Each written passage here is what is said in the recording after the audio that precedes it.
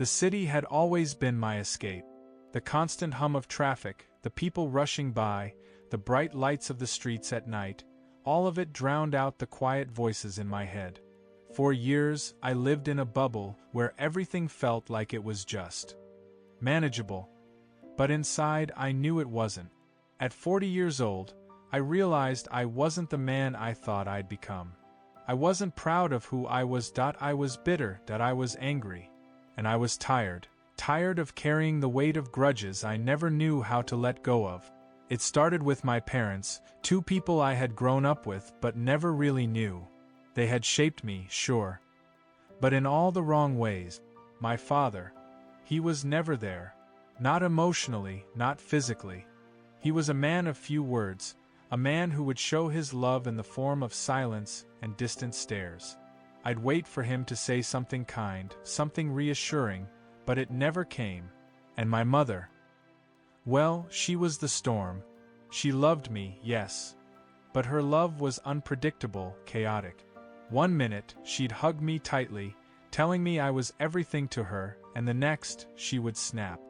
Yell at me for something I didn't even understand. I could never be enough for either of them, and in the end, they were both gone, leaving behind nothing but fragments of memories I couldn't piece together. I couldn't forgive them, I didn't even want to. Every time I thought about them, the anger would come flooding back. The resentment would bubble up in my chest, suffocating me. It was easier to hold on to that bitterness than face the truth that I had never healed. I couldn't even remember the last time I had truly felt at peace with myself. Then came Isabella. She was my therapist, the one person who seemed to understand that I wasn't just going to open up to anyone. I had been seeing her for months, and every session felt like I was trying to peel away layers of armor I'd built up over the years. She didn't judge me. She didn't pressure me. But she did make me face things I wasn't ready to confront. The phone rang. I glanced at the screen. It was Isabella. I hesitated, staring at the caller ID. I'm not ready for this, I thought. I'm not ready to talk about forgiveness, about letting go. Not yet. But I answered. Thomas, it's Isabella, she said softly. How are you doing today? I could hear the calmness in her voice, but there was an underlying firmness that made my chest tighten. She knows, I thought. She knows I'm not okay. I'm all right, I said, trying to keep my voice steady. I've been thinking about our last session. You've been avoiding it, haven't you? Isabella's voice was gentle but direct.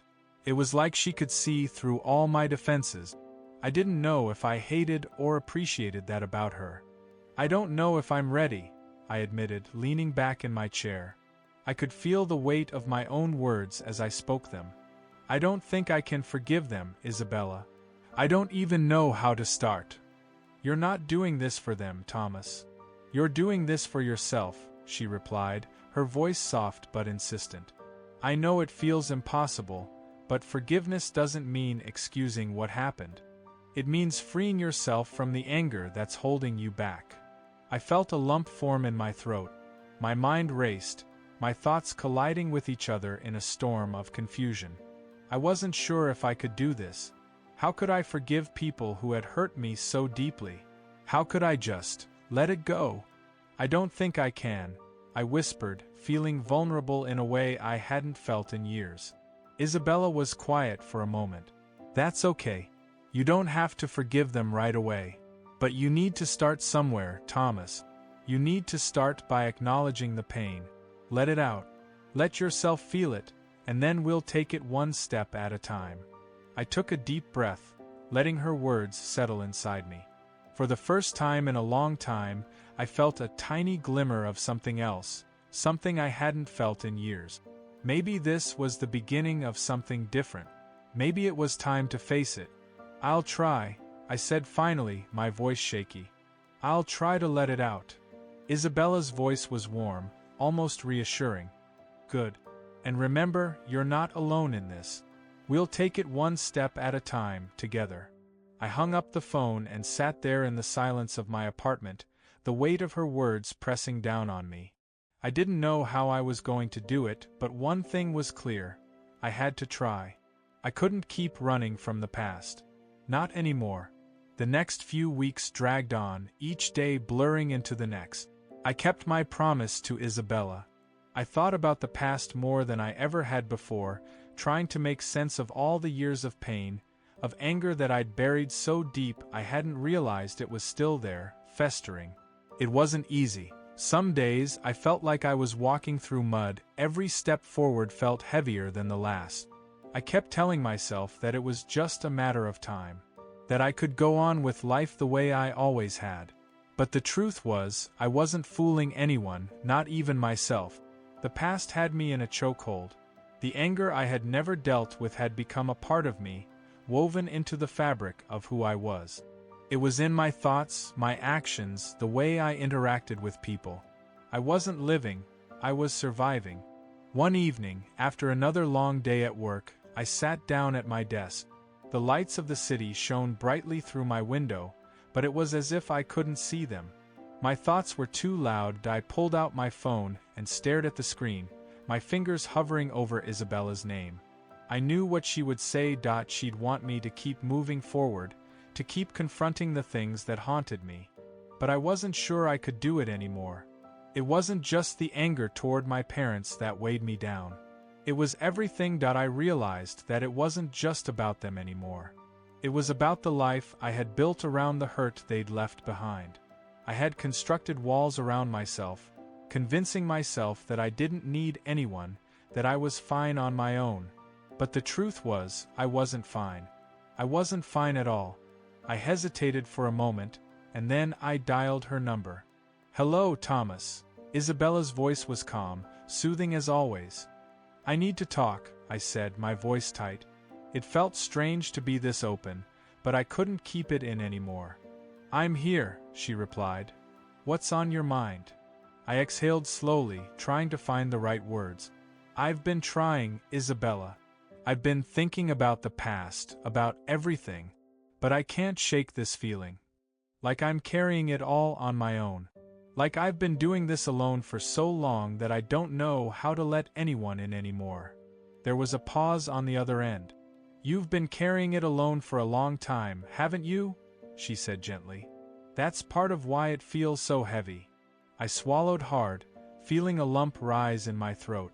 "I don't know how to forgive them." "How can you forgive people who don't even deserve it? Who didn't even care enough to make things right?" Isabella's voice softened. "Forgiveness isn't about them, Thomas. It's about you. It's about releasing the weight they've put on you. They've hurt you, yes, but you don't have to carry that hurt forever. You don't have to let it define your life." I was silent for a long time, absorbing her words. The idea of forgiving my parents seemed impossible. They weren't here anymore. They couldn't apologize, couldn't explain themselves. Why should I forgive them? I thought bitterly. They never even tried to understand me. But Isabella wasn't asking me to forget. She wasn't asking me to pretend that everything had been fine. She was asking me to release the anger, to stop letting their mistakes control my life. And something in that resonated with me deep down. "I don't know if I can do it," I whispered, my voice breaking. "But I want to try." "That's all I'm asking," Isabella said warmly. "You don't have to do it all at once. Just take it one step at a time." I closed my eyes and leaned back in my chair, the weight of her words sinking in. The hardest part wasn't about forgiving them. It was about forgiving myself for letting the anger control me for so long. I had to let go of the person I had become, the person who had built walls, who had refused to let anyone in. "Okay," I said finally, my voice steadier now. "I'll try. I'll start with myself." Isabella's voice was filled with approval. "That's the first step, Thomas. You're already on your way." The days after that phone call with Isabella were both exhausting and liberating. Every day, I felt like I was standing at the edge of something. It wasn't just the anger I had to let go of, it was the whole life I had built on that anger. It felt like I was slowly being stripped bare, exposed to myself in a way I had never been before. And, honestly, it terrified me. I remember one morning in particular, when I woke up early, the sun barely peeking through my blinds. I hadn't slept much the night before, too many thoughts swirling around in my head. But that morning, something was different. I looked at myself in the mirror, and for the first time in years, I didn't hate what I saw. I didn't love it either, but it wasn't a stranger staring back at me. It was me. Just me. I took a deep breath, still unsure about where I was heading, but feeling an undeniable pull to move forward. Maybe this is it, I thought. Maybe this is the beginning of something new. I decided to do something I had avoided for years. I reached out to an old friend of mine, Laura. We hadn't spoken in over a decade. Back when I was still living in the small town I grew up in, Laura was the one person who had always seen past the walls I'd put up. She was the one person who knew my struggles without me needing to say a word.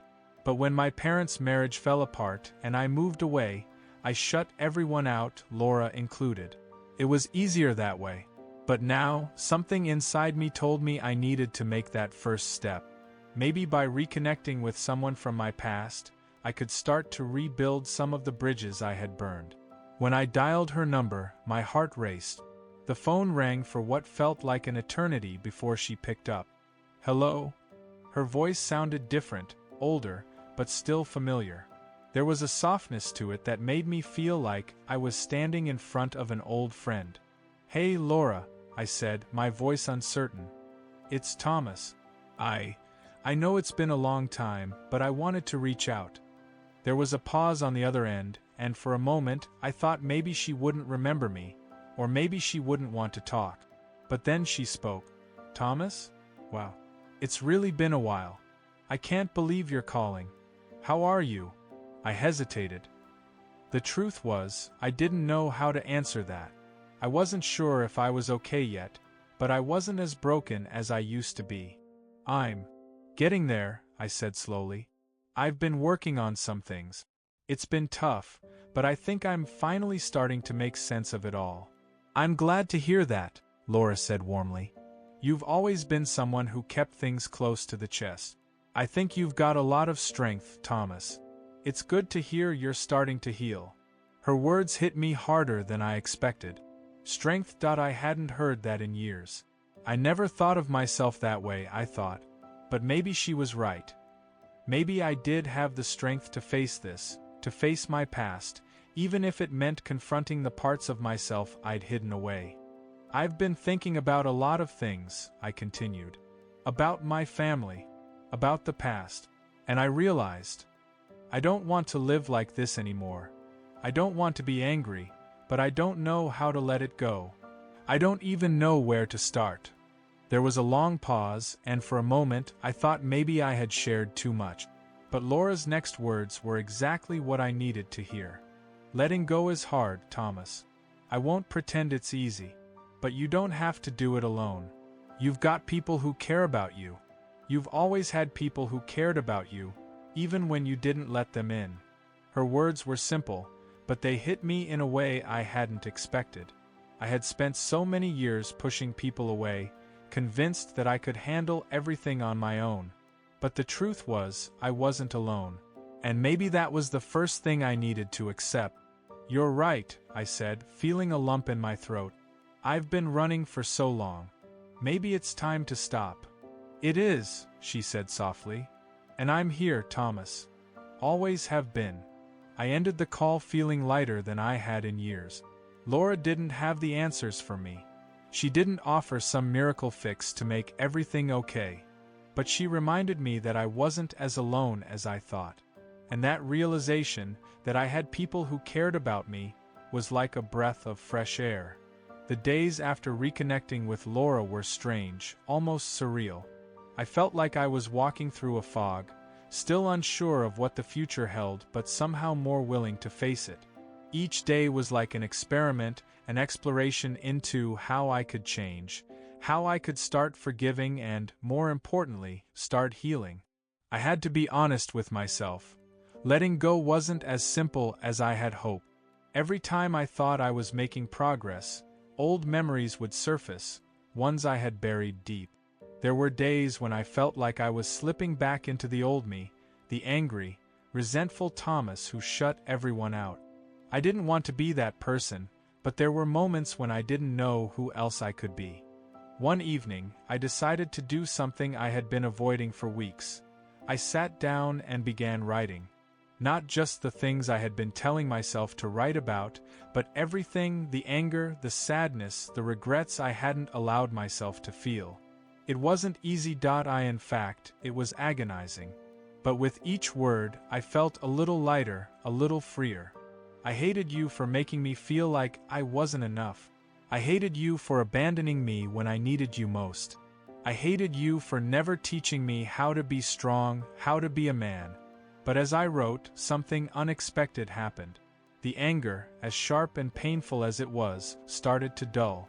It wasn't gone, not by a long shot, but it wasn't as consuming. I began to understand that I was the one holding on to it. I was the one choosing to carry the weight, to let it define me. And if I could let go of that, maybe I could start living again. The next morning, I woke up and did something else I had never done before. I called Isabella.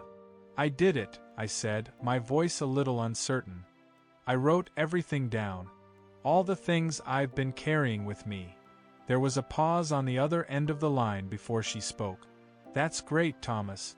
How do you feel? I hesitated. How did I feel? A part of me expected to feel some huge relief, like a weight had been lifted off my shoulders. But I didn't feel that way, not yet.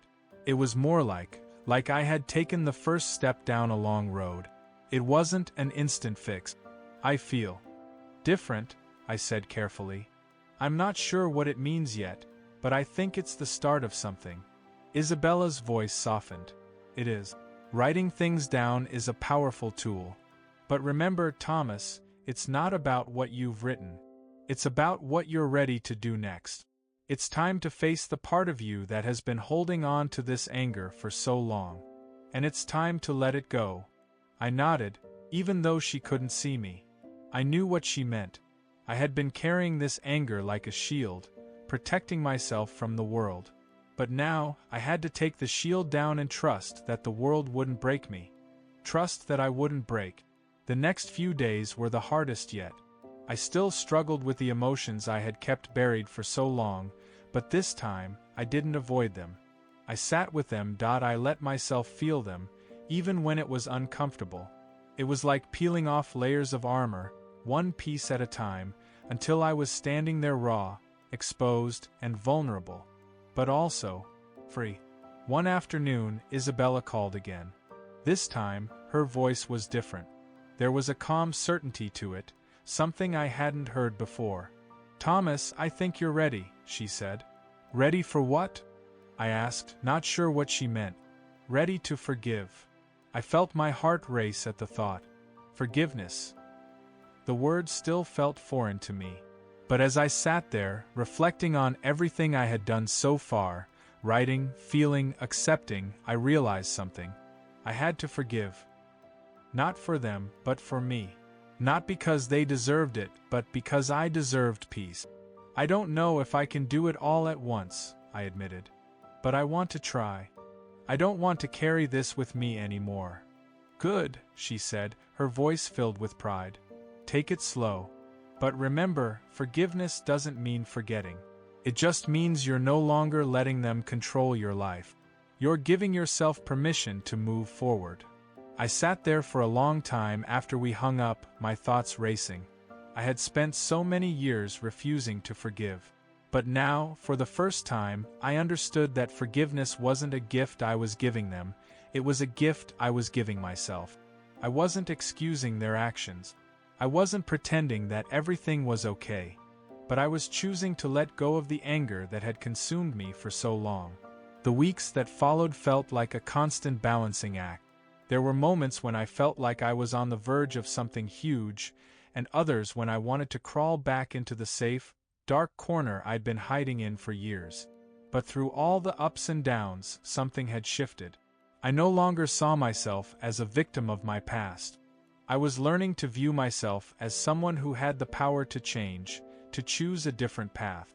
Every day was a small victory. I still found myself thinking about my parents, about the years of silence, the broken promises, the things they could never give me. But now, when those thoughts crept in, they didn't sting as much. They didn't control me. I was beginning to realize that the hurt I had carried for so long had only ever defined me because I allowed it to. One day, as I was sitting on the couch with a cup of coffee, my phone buzzed with a text message. It was from Laura. "I know you've been working hard on your forgiveness journey, but I've been thinking about you. I've been thinking about what you said the other day about needing to forgive yourself. You deserve to feel free from all that weight. I'm here if you need me." Her words were simple, but they hit me like a ton of bricks. I hadn't realized how much I needed that reassurance. I didn't just need to forgive my parents.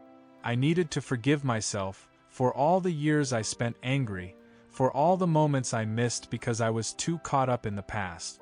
I had been punishing myself for things that were out of my control, and I was tired of it.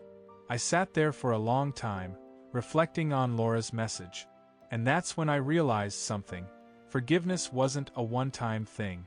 It wasn't like flipping a switch and suddenly everything was okay. It was a process of learning to let go of the things that no longer served me and accepting the parts of myself that I had hidden away. I stood up, feeling the weight of those words sink in. I had never been good at letting go of people, of pain, of past mistakes. But now I felt like I was ready to try. The next step was the hardest part. I had to face my parents, not in person because they were gone, but in my mind.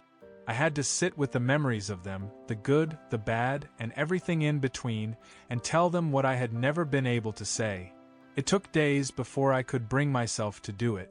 But one evening, I sat down in my quiet apartment, the moonlight streaming through the window, and I closed my eyes.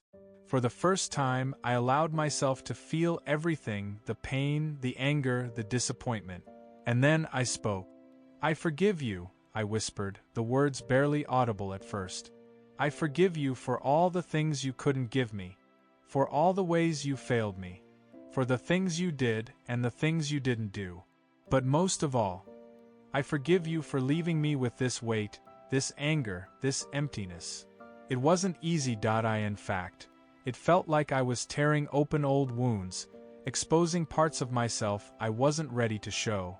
But somehow, I felt lighter. A small part of me had been waiting for this moment, waiting for me to finally acknowledge the things I had been holding on to. And now, as I sat in the silence of my room, I felt like I could breathe for the first time in years. "I forgive you," I repeated, the words becoming clearer, stronger. "I forgive myself too." It was the beginning of something new.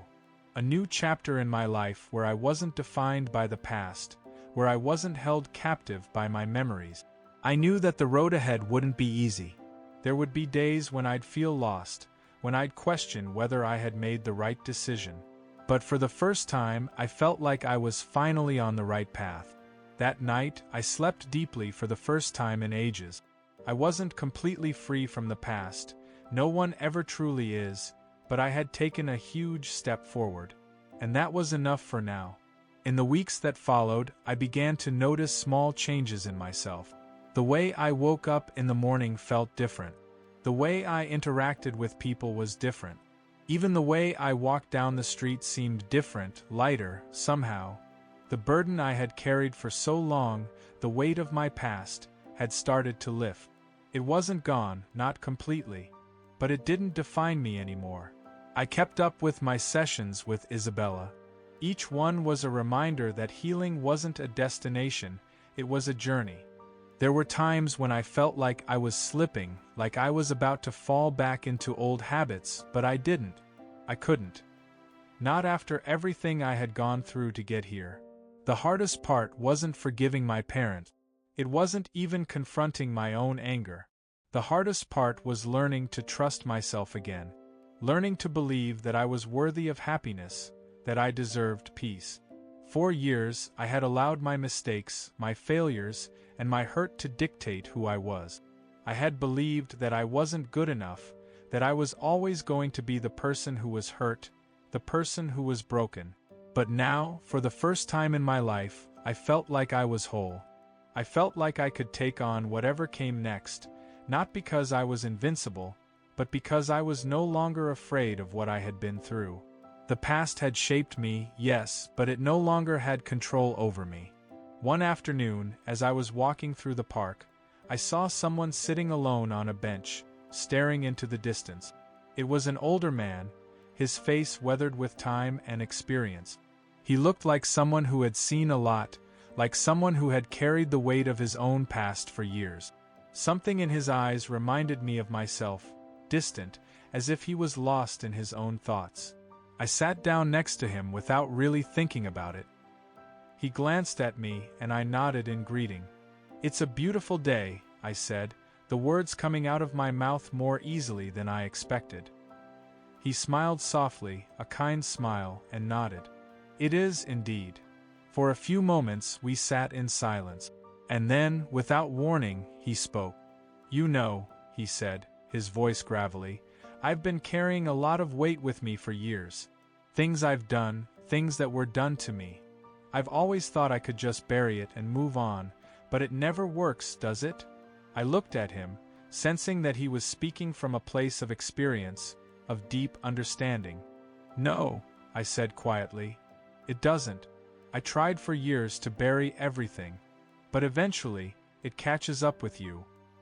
He nodded, as if my words resonated with him. "I've learned something though. It's not about forgetting the past. It's about learning to live with it, to accept that it's part of who you are. And most importantly, it's about forgiving yourself for carrying it for so long." His words were like a mirror to my own journey. I had been so focused on forgiving others, on trying to move past the pain they caused me, that I hadn't fully embraced the idea of forgiving myself. But that was what I needed all along. To forgive myself for holding on to the hurt for so long, for letting it shape me in ways I couldn't control. "I think I'm starting to understand that," I said softly. He smiled again, a wise, knowing smile. "It's never too late to start over, son. Never too late to find peace. Just remember, you don't have to do it alone." I felt a warmth in my chest at his words. For years, I had believed that I had to do everything by myself, that I had to be strong on my own, that I couldn't rely on anyone. But now, I knew that wasn't true. Healing was something I couldn't do alone. I had people in my life who cared about me. I had friends, a therapist, and even strangers who had offered me kindness when I least expected it. "I won't forget that," I said, feeling the truth of his words settle into my heart. As I got up to leave, I realized that I was no longer the person I used to be. I wasn't the angry man who carried the weight of the world on his shoulders. I wasn't the broken man who refused to let anyone in. I was someone new, someone who had faced his past, accepted it, and chosen to move forward. I didn't have all the answers, and I wasn't perfect.